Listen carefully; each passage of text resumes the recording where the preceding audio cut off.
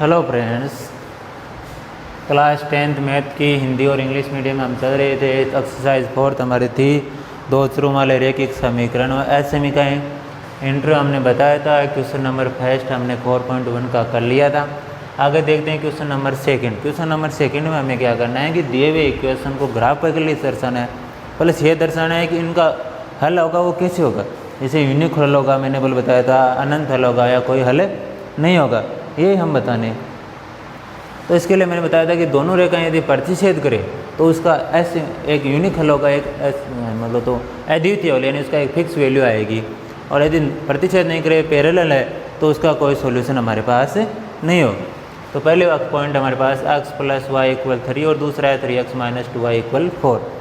तो पहले इसके हम बनाते हैं, पॉइंट निकालते हैं। पहला समीकरण हमें दे रखा है x + y = 3। हमें x और y की वैल्यू पुट करनी है। तो मैं एक तरफ लिख लूँ x और एक तरफ लिख लेता हूँ y। Maximum 2 value minimum 2 value हमें फाइंड करनी है। आप 3 भी कर सकते हो, उससे ज़्यादा भी कर सकते हो, लेकिन मिनिमम हमें 2 वैल्यू चाहिए। पहले मैं रखूँ x = 0, तो आ जाएगा 0 + y = 3 और y हमारे पास आ गया 3। x की 0 रखा तो y की हमारे पास क्या आ गया 3। दूसरा रखूँ x हमारे पास 1, तो 1 + y = 3 और y आया हमारे पास 3 - 1 यानी 2, यानी x = 1 रखा तो y हमारे पास आ गया 2। अब इसी प्रकार समीकरण सेकंड देखते हैं, 3x - 2y = 4। तो इसमें भी x और y की 2 डिजिट लेते हैं, हम ज़्यादा भी ले सकते हैं अपने इच्छानुसार। इसमें हम देखो 3 लेते हैं।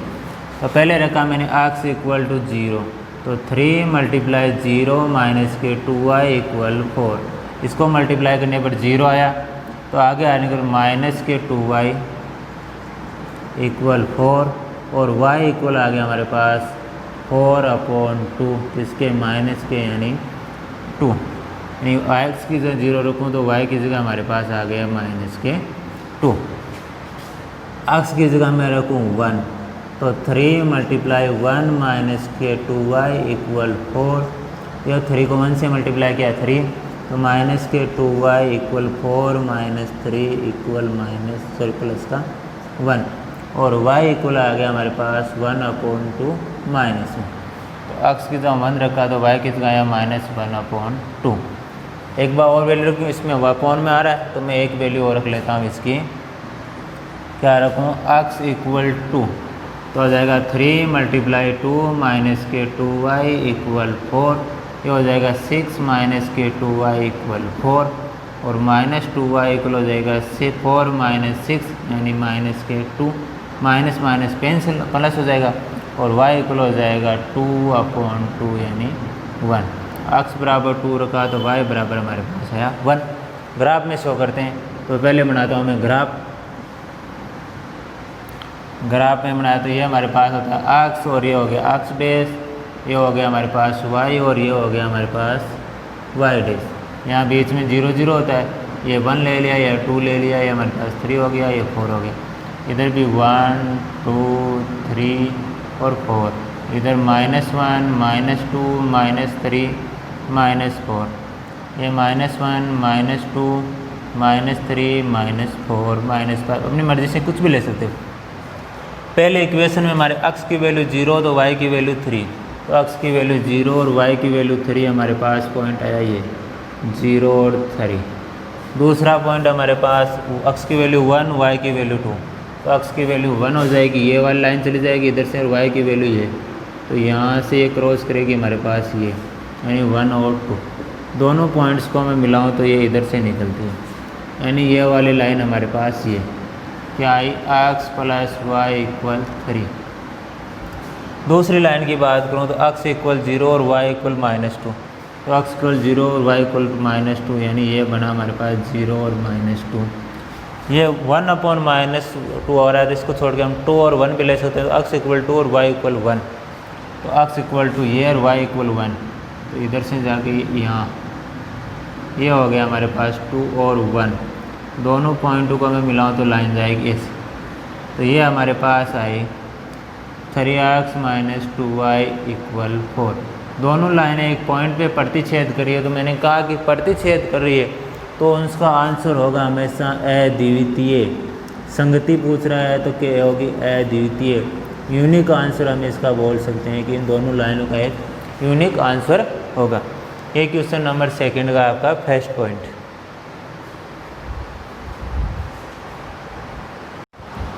आगे देखिए क्वेश्चन नंबर 2 का सेकंड पॉइंट हमारे पास क्या दे रखा है कि 2x - y = 4x + y = -1। समीकरण इसको सोल्व करते हैं तो पहले फर्स्ट समीकरण हमारे पास दे रखी है, इक्वेशन फर्स्ट मान लेता हूँ इसको और इसको इक्वेशन सेकंड। इक्वेशन फर्स्ट हमारे पास दे रखी है 2x - y = 4। x और y की वैल्यू निकालनी है तो बॉक्स बना लूँ एक में x और y का, तो मिनिमम 2 वैल्यू निकालनी है, मैक्सिमम अपनी मर्जी से आप कितनी भी निकाल सकते हो। पहले x की जगह मैं रखूँगा 0, x के 0 पुट करूँगा तो हमारे पास आ जाएगा 2 × x की जगह मैंने रख दिया 0 - y = 4। 0 को 2 से मल्टीप्लाई करूँगा तो 0, तो 0 - y = 4 और y इक्वल हो गया -4, यानी x = 0 रखा तो y इक्वल हमारे पास आ गया -4। अब x इक्वल हम क्या रखूँगा 1,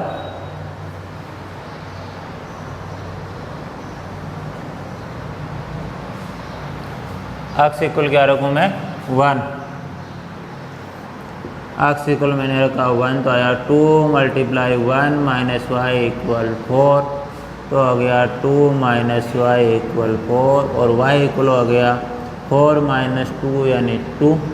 ये माइनस का y है तो माइनस का y उधर ले जाऊँ तो -2, यानी x इक्वल 1 रखा तो y इक्वल आया हमारे पास -2। यह तो आया हमारे पास इक्वेशन फर्स्ट। इसी प्रकार इक्वेशन सेकंड सोल्व करते हैं। इक्वेशन सेकंड हमारे पास दे रखी है x +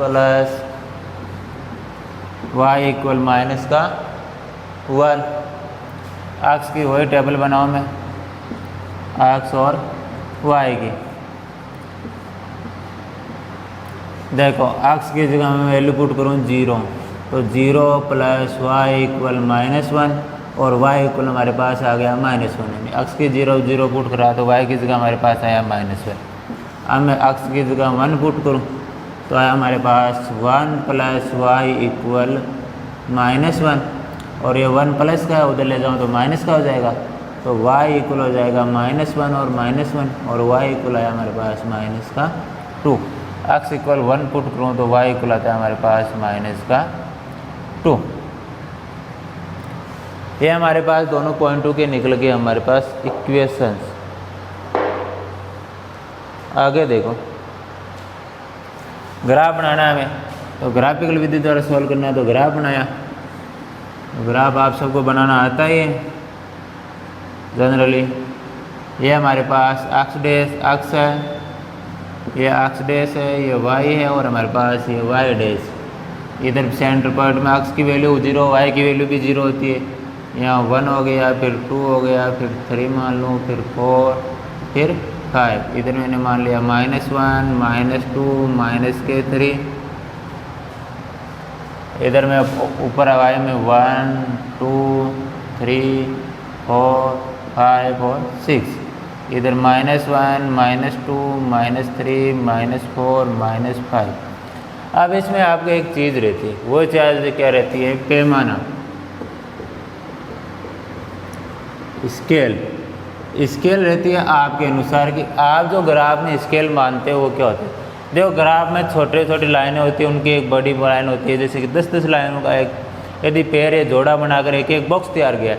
यदि बड़े वाले बॉक्स पे आप यदि नंबर बांध रहे हो तो 1 बॉक्स इक्वल, जब अक्स की बात करें 1, यानी बड़े वाले बॉक्स पे 1, फिर अगले वाले पे 2, फिर 3, तो एक बड़ा बॉक्स उस पर क्या माना हमने 1। यदि बड़े बॉक्स इक्वल 2 मानो तो 2, 3 मानो तो 3, 5 मानो तो 5। तो हमने यहाँ माना है कि अक्स की लाइन ये 1 बॉक्स इक्वल 1 यूनिट, इकाई मानेंगे। अब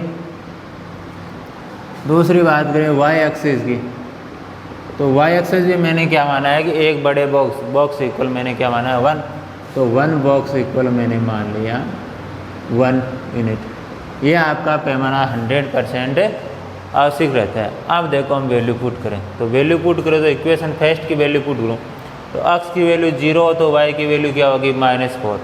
तो x की वैल्यू हो गई हमारे पास 0 और y की वैल्यू -4 हमारे पास ये रही। दोनों पॉइंटों का एक पॉइंट बनेगा ये 0 और -4। दूसरा पॉइंट है x की वैल्यू 1 है तो y की वैल्यू -2। x की वैल्यू 1 यानी x की वैल्यू इधर से 1 और y की वैल्यू -2 इधर से, तो x की वैल्यू 1 और y की वैल्यू -2। दोनों पॉइंट यहाँ, दोनों पॉइंट को लाइन मिलाता हुआ मैं खींचूँ तो एक लाइन बनती है हमारे पास ये। इस लाइन की इक्वेशन है 2x - y = 4। 2x - y = 4। अब बात करते हैं सेकंड लाइन की। सेकंड लाइन के x = 0 तो y = -1। x = 0 यहाँ होता है और y = -1 यहाँ। तो इस लाइन पर x की वैल्यू 0 रहती है, यानी y अक्ष पर होती है x की वैल्यू 0 और x अक्ष पर होती है y की वैल्यू 0। इस पूरी लाइन पर y की वैल्यू 0 है, इस पूरी लाइन पर x की वैल्यू 0 रहती है। तो x की y की वैल्यू इसमें हमारे पास -1, यानी पहला पॉइंट हमारे पास ये बना 0 और -1। दूसरा x की वैल्यू 1 हो तो y की वैल्यू -2। तो दूसरा पॉइंट तो हमारे पास सेम ही बन रहा है, x की वैल्यू 1 और -2। तो ये लाइन हमें यदि इसको निकालें तो ये यहाँ से निकलेगी। तो ये दोनों लाइन इस लाइन की हो गई x + y = -1। तो दोनों लाइनों का हमने ग्राफ इसका बना लिया। अब दोनों लाइनें क्या कर रही है, एक दूसरे को क्रॉस कर रही है, प्रतिच्छेद करिए। प्रतिच्छेद बिंदु हमारे पास क्या आ गया, ये सीमा है तो 1 और -2। तो मैंने बताया था कि जब दो लाइन्स एक दूसरे को प्रतिच्छेद करें, इंटरसेक्टिंग करें, तो उनकी प्रकृति उनका होगी, सॉल्यूशन होगा हमारे पास अद्वितीय सॉल्यूशन। नीचे यहीं लिख देता हूँ, अद्वितीय सॉल्यूशन। इसमें कंडीशन पूछिए कि कंडीशन कैसे होगी, तो अद्वितीय हल, यानी इसका एक ही हल निकलेगा, उसके अलावा दूसरा हल हम इसका नहीं निकाल सकते। यूनिक सॉल्यूशन जिसको बोलते हैं हम, वही होगा। प्लस यूनिक सॉल्यूशन है तो ये क्या है, कांस्टेंट है, संगत वैल्यू है, क्योंकि एक निश्चित वैल्यू फाइंड हो रही है तो वो क्या हो गया, संगत वैल्यू। इस प्रकार क्वेश्चन सेकंड का सेकंड पॉइंट हमने कंप्लीट कर दिया।